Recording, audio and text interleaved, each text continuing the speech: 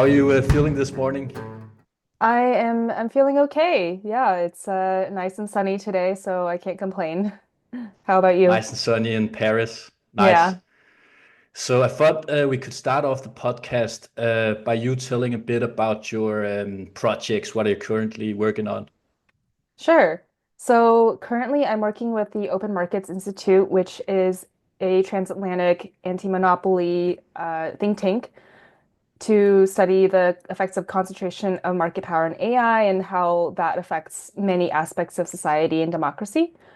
I'm also working with UNESCO currently on AI capacity building in the public sector, including with civil servants, parliamentarians, and judicial actors.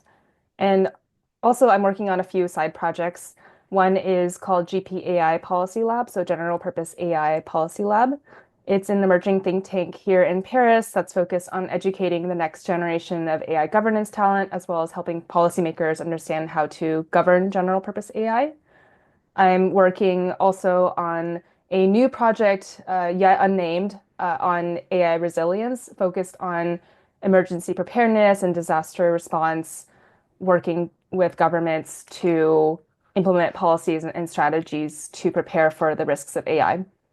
And lastly, I'm doing some research and work on statewide policies in the US that affect AI, such as implementing whistleblower protections.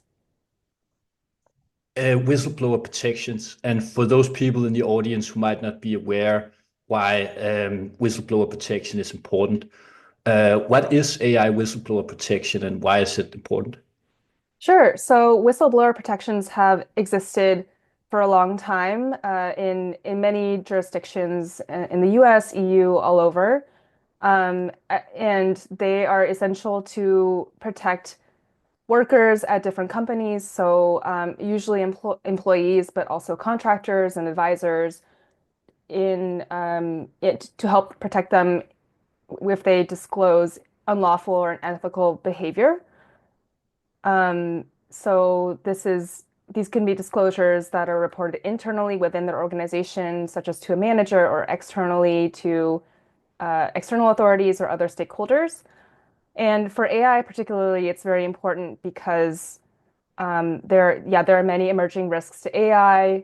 As your listeners will know, AI is evolving at a super rapid pace. It's uncertain what risks and challenges and even capabilities will come out of AI. And the people that know are at the forefront of understanding these systems are the people working at the top AI companies themselves who are working on either training the models or involved in other ways with the models. So empowering people in these positions to be able to speak up when they feel that something unethical is going on at the company or that they feel that there is a real public interest risk, such as, their model can cause some sort of large scale risk to society and to the public interest. Um, Whistleblower protections would help, make sure that they do not suffer consequences such as getting fired from their job, such as being blacklisted from the industry. And it's super important in the AI industry because it is a very small and concentrated industry. There's only, a handful of companies, top companies that are building frontier AI that people can really work at. So this provides a very large incentive to not speak up because that could be reputationally really, very risky. But implementing reforms and procedures that allow people to disclose anonymously and mandate employers protect these disclosures by not retaliating against workers at these companies will help incentivize people to speak up when there's emerging harms and emerging risks. Thanks for that explanation. And if we look at the emerging harms and risks from your perspective, with a background in AI governance and AI policy, what is the most pressing risk that regulation needs to protect people from? Yeah, that's a big question, and I do think that there are a lot of views out there, a lot of different camps on what are the risks. So I think I'll first kind of overview what are the different categories of risks, and then kind of talk about what I personally believe. So there's more immediate risks and kind of current harms that are caused by AI, such as, we're already seeing deep fakes. It's very easy to generate deep fake videos and audio that can be used to deceive people, influence elections, and things like that. There's misinformation generated by AI. There's also hallucination of these AI systems themselves in terms of, yeah, outputting incorrect or biased information. And yeah, there's other harms caused by algorithmic bias as well. And then there's some more long-term or speculative harms, such as the harms caused by misaligned or deceptively aligned systems. So systems that do not have the same values as humans, however that is defined, or that, seem to be aligned with us, but it's deceptive and they're putting on a front in order to seem aligned so that they'll be deployed, but they really are not aligned. There's also risks of loss of control. So, not being able to control a system once it's been deployed, and especially if it has, yeah, autonomous replication features that can cause it to kind of replicate itself and avoid shutdown. There's also the use to create chemical or biological or nuclear weapons. So I think that the biggest risk here is bioweapons because there is a relatively low barrier to be able to build bioweapons if someone gets the right instructions from an AI system. And yeah, there's other risks too that are more large scale, like I guess what we're currently seeing too is it's really driving the great power war, especially between the U.S. and China, and kind of EU and other players caught in the middle, and really leading to an arms race. So I think those are kind of the categories of harms. Um, and in terms of what I believe, I believe that these are all very valid harms, and I also believe that there are a lot of unifying solutions that all these different camps can get behind. Yeah, I do feel like solutions such as third-party evaluations that are, rigorous, vetted, mandated by regulation, can really make a difference, as well as building talent and capacity in government. So one problem with AI is that the speed of development is much faster than the speed at which, regulators and government employees, people in charge of governing AI can understand them. So we need to urgently build capacity and build talent within governments to be able to understand and regulate this and make sure that this is an ongoing process because AI will keep growing and developing. So we have to make sure that there's continuous learning mechanisms too. And what about your personal risk? Personally, I believe that I think I said I believe that they're all valid risks. I do think that there is relatively less focus on the more long-term or speculative harms. So I think that's for that reason, those I think are a bit more urgent to start addressing. But of course, the immediate risks and harms we're already seeing, we've seen for years. And fortunately, there's a lot of great civil society organizations, public figures and things like that speaking up on, on these risks. So I feel a little better about our ability to regulate things like deepfakes. There's already a lot of great legislation that's currently out in governments or proposed currently. So I feel more optimistic about our ability to regulate that more quickly. But I do feel like there is not enough attention and focus and not enough manpower clearly dedicated to regulating the more long-term harms. Okay, yeah. And I want to backtrack just a bit. This is something I should have asked you in the beginning, but Mhm. I'll backtrack a bit now. Your work is mainly focused on the US or the EU or a combination, or is it globally? It's a combination. So it's mostly focused on the EU and the US. Open Markets, for example, does focus on EU and US. UNESCO obviously has a very global mandate, And me personally, I am interested in interesting policies and initiatives that come from all over the world. So I would say relatively global with a focus on EU and US. Okay, yeah. And there's a meme almost that the US is very focused on innovation and the EU is very focused on regulation. Hmm. How do you think these two approaches kind of sometimes they kind of clinch, right? Because OpenAI and other, big American tech companies want to push their products, wants to push innovation. And in some regard, the EU is a naysayer coming in with all these regulations, telling companies what they're allowed to do and what they're not allowed to do.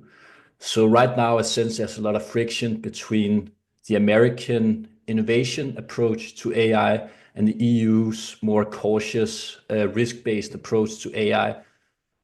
As it stands right now, how do you see this friction?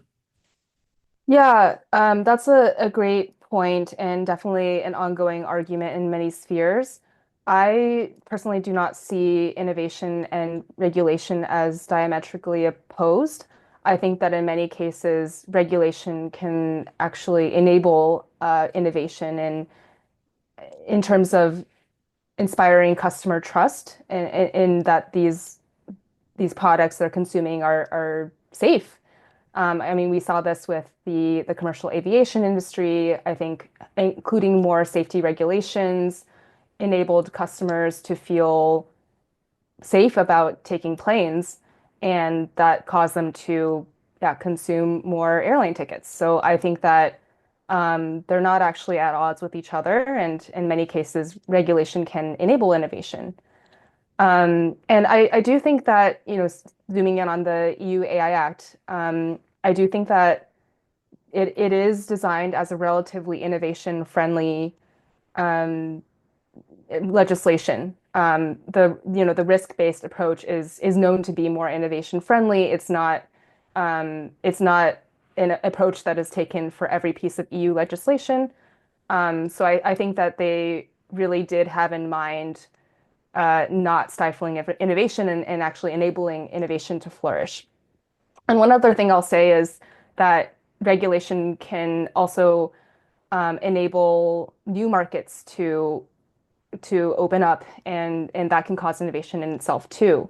For example, like if we are seeing needs required by legislation for third-party evaluation, for AI assurance and auditing, those obviously create a market for professionals and services to be able to do those and work with the government, work with the companies to do these audits and evaluations. So yeah, I don't see innovation and regulation as opposed. I think that they can actually go together.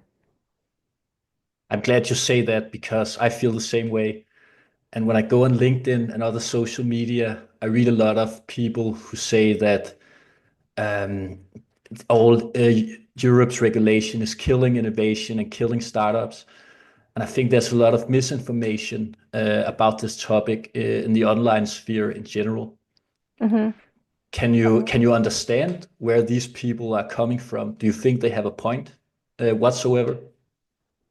I think definitely compared with the US and places that are relatively deregulated, I think that the EU approach can seem a bit stifling. But I do think that the EU is doing a great job in terms of kind of being the main player to actually say, this is what we don't want to see. This is not in line with our values, and I really appreciate the EU way, which is more focused on fundamental human rights. That's just part of the psyche, and that's something that the US does not have as high of a value for. So I think that that's probably where that argument is coming from for people that are more used to relatively deregulated markets and spaces. How can AI lead to a concentration of power, and what can the public do to mitigate this effect? Yeah, so AI does lead to a natural monopoly. There are many components of AI that lead it to be a more concentrated industry than other industries.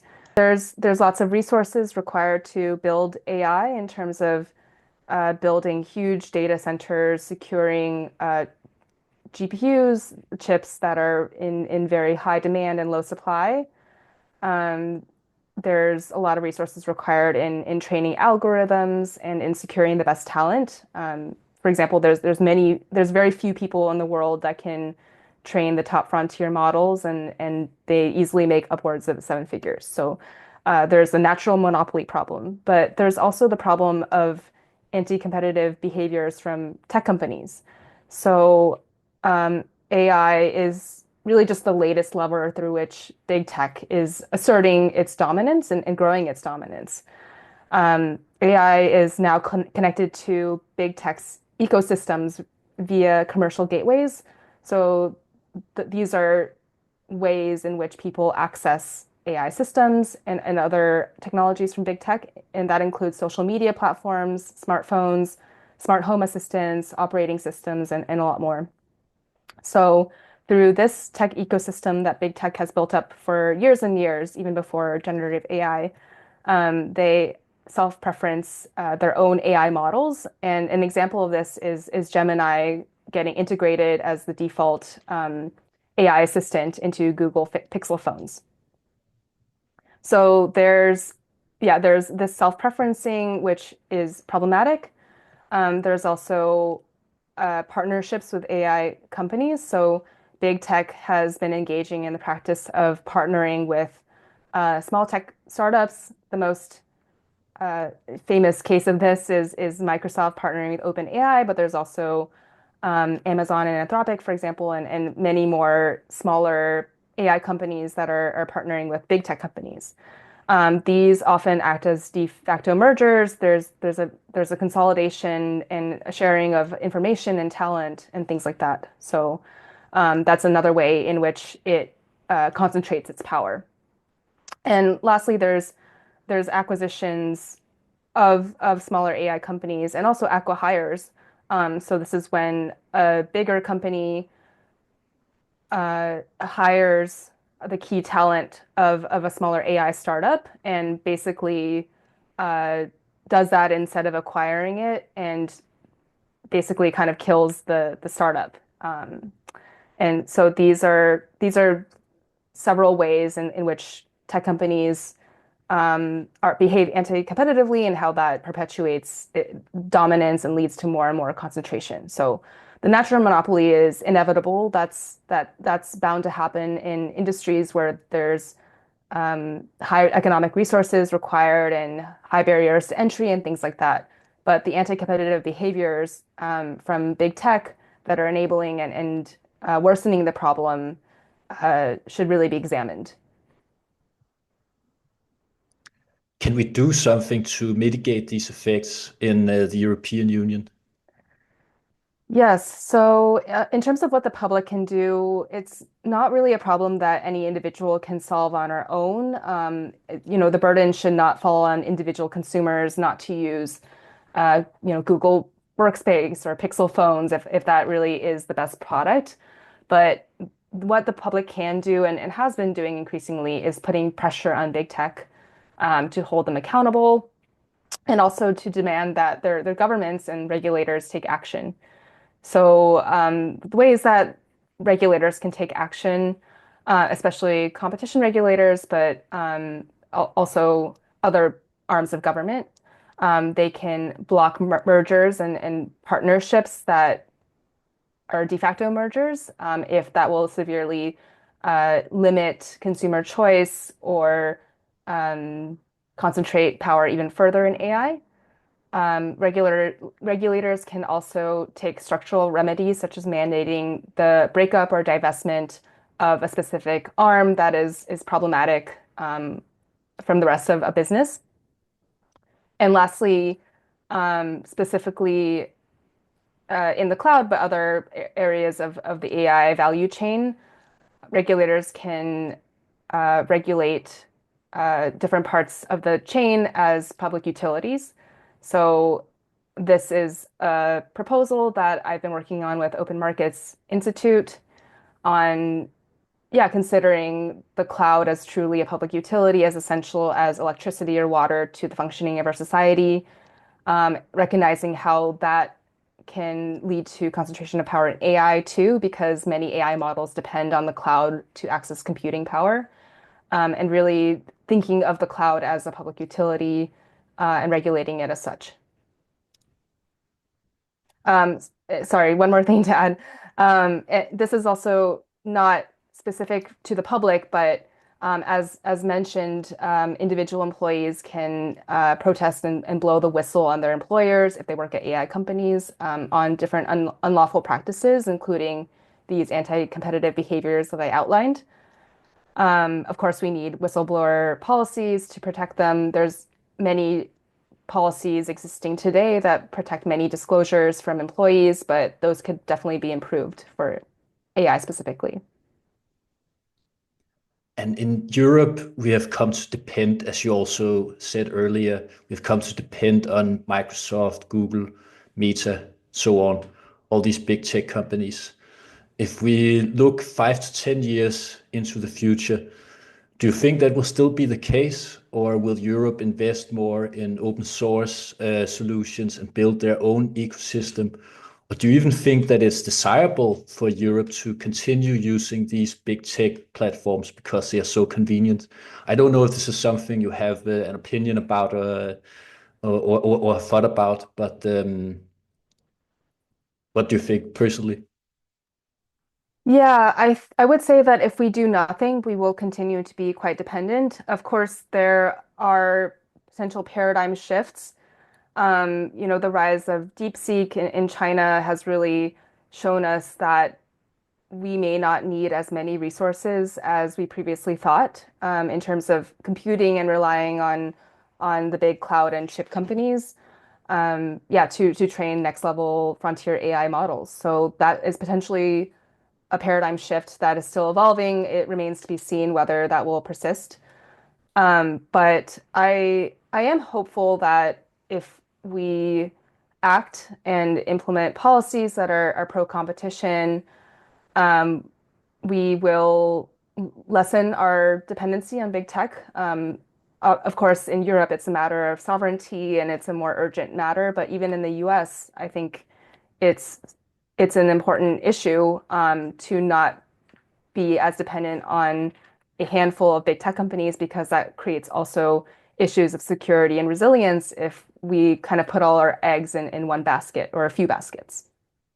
So in Europe and in the US, there's emerging initiatives to build public compute. In Europe, where we've seen AI factories and now actually AI gigafactories that will create like huge some supercomputers that use the latest cutting edge chips that are available and accessible for startups and for researchers. So that I'm really excited about. In the US, there's similar initiative, the National AI Resource Pilot, NARE, and that is also aimed at democratizing access to cutting edge AI infrastructure. So I'm hopeful that initiatives like these to build public AI infrastructure and promote the democratization of this infrastructure will help lessen dependency on big tech. And there's also, antitrust policy that can be enacted um, to lessen the dependence too, and to kind of challenge the dominance of big tech companies. I think we're at an interesting moment in US antitrust right now. It remains to be seen whether the current Federal Trade Commission will continue many of the antitrust actions on big tech that the previous administration saw under Lina Khan. But I am hopeful about EU antitrust. So because big tech overdependence is becoming an issue of sovereignty, I think it's really kind of starting to enter the agenda. And recently, one of my colleagues at Open Markets, along with other civil society organizations in Europe, spoke to the competition commissioner, Teresa Ribera, and felt hopeful that she wanted to take action on this and that she was taking it seriously, the issue of tech dominance and depending on US-based hyperscalers. Good, good. It's not unlikely that let's just imagine for the sake of it that there's a startup founder out there in the audience who wants to start his AI software startup company in Europe, but he's very frustrated or she is very frustrated about all the European laws. They have to comply with the AI Act, GDPR, Digital Services Act, and all these regulations is just a huge headache. So this person wants to move to San Francisco and start their business there. What would you say to that person? I would say that while San Francisco is a really lovely place, I lived there for 5 years and can't say enough good things about it. I do think that we're at a pivotal moment in the EU tech industry. I think tech and especially the AI industry is being prioritized, and innovation among startups in this industry is uh, just has more importance than ever before. So I think that there are going to be big benefits for people who do stay and wait, because as mentioned, there will be a lot of public compute resources coming out. Um, there's the AI gigafactories and many other initiatives that are kind of in the pipeline for this current commission to really build capacity for startups and for researchers to be able to access compute. Um, yeah, I think that we're also going to see a bit of a simplification of many of the rules. This is something I hear a lot too. Like it's a very complex patchwork of rules in the EU, um, and it takes a lot of time, obviously, for a startup founder, time and capacity that they may not have to be able to comply with these rules. But the EU has heard these concerns and does seem to be interested in simplifying legislation, which I think for those that want to stay in the EU, there will be great benefits if you do. Yeah, Cool. I've never lived in San Francisco. I visited San Francisco when I was a kid with my parents, but my point is I'm kind of an outsider. I don't Mm. know anything about it, so this is only based on my impression. But I feel like in San Francisco, there's a culture and there's a community around tech ecosystem, and this kind of community is hard to find in the European Union. It's not really as vibrant. How do you feel about the difference from San Francisco and Paris now, where you have been based in both places? It's funny because Paris right now reminds me of San Francisco 10 years ago. I think that there really is an exciting moment and hype around startups, especially in AI too. And an ecosystem is starting to be developed in Paris around AI startups. So in Paris, we have Station F, which is an uh, accelerator, incubator, and houses a lot of AI startups and kind of is the tech startup community. They have events and stuff like that. So that's yeah, really been pretty exciting. Um, yeah, I do think that there is an emphasis on tech innovation here more than ever, and um, and that'll continue to keep growing. Cool, cool. Here towards the end, you're also on Substack. This is something I have to highlight towards the end. Um, can you tell us a bit about what you're currently writing on Substack? Sure. I write a weekly AI in competition newsletter.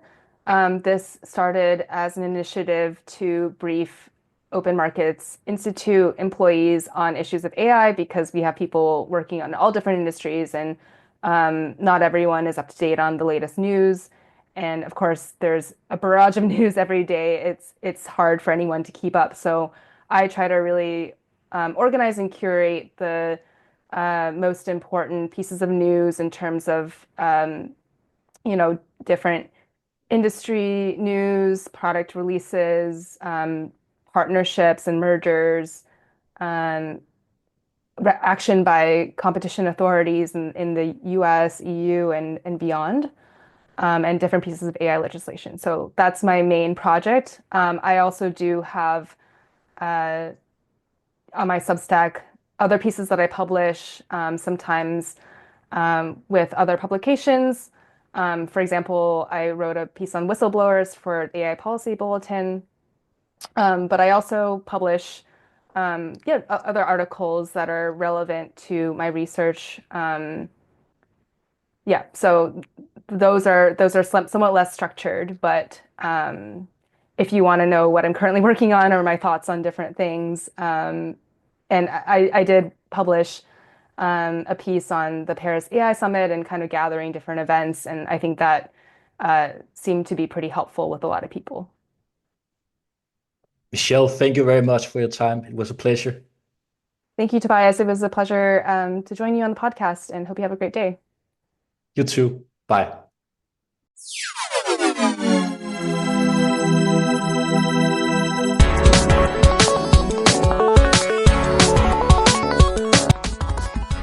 Thank you very much for listening to Futuristic Lawyer Podcast.